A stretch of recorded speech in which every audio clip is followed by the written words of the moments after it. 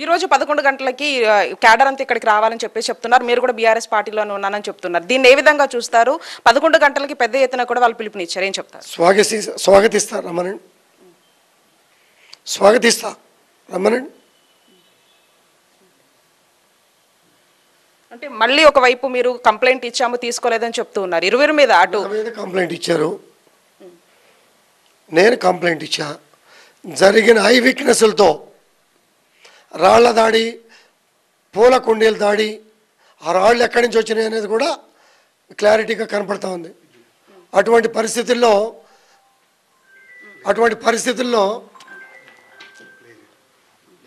అంటే ఇప్పుడు ఇది ఈ వీడియో ఏంటి సార్? ఇది చూడండి, మేమంతా కూడా నోటి మాటలు కాదు, అక్కడికి కూడా చాలా ఓపికగా ఎప్పుడు ఎక్కడ కూడా టెంప్ట్ కాలే. నా ప్రజలు నన్ను ఎప్పుడు టెంప్ట్ చేసినా పాజిటివ్గా తీసుకొని వాళ్ళ బాధలను అర్థం చేసుకొని వాళ్ళ మనస్తత్వాల్లోకి వెళ్ళి ప్రాబ్లం సాల్వ్ చేసేవాడిని. ఇటువంటి చీటర్స్ మూలన ఉద్రేకానికి లోనే మాట్లాడాల్సిన అవసరం వచ్చింది. ఇక ఖచ్చితంగా ఇటువంటి వాళ్ళకి సరైన గుణపాఠం నేను చెప్తా. నేను మంచి చేశామనుకుంటే అందరు నాకు సపోర్ట్ చేస్తారు. వాడు ప్రాంతీయ విభేదాలు తీసుకొచ్చి వాడు మంచి చేశాడు అనుకుంటే వాడికి సపోర్ట్ చేస్తారు. వాళ్ళు ఒక్కసారిగా అటు హైదరాబాద్ కానీ రాష్ట్ర వ్యాప్తంగా కూడా వాతావరణం హీట్ ఎక్కినటువంటి పరిస్థితి. ఈ నేపథ్యంలో కౌశిక్ రెడ్డికి ఏం చెప్పదలుచుకున్నారండి మీరు?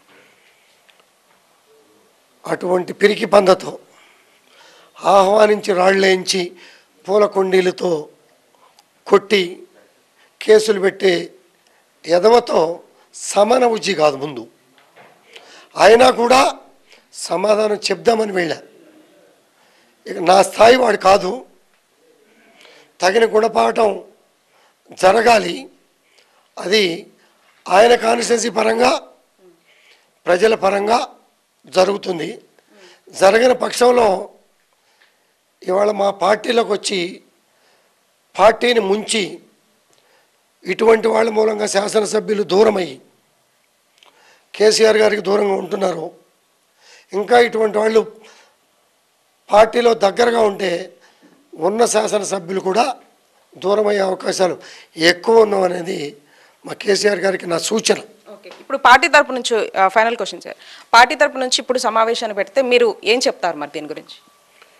ఈ చీటర్స్తో వెళ్ళి కూర్చోరా?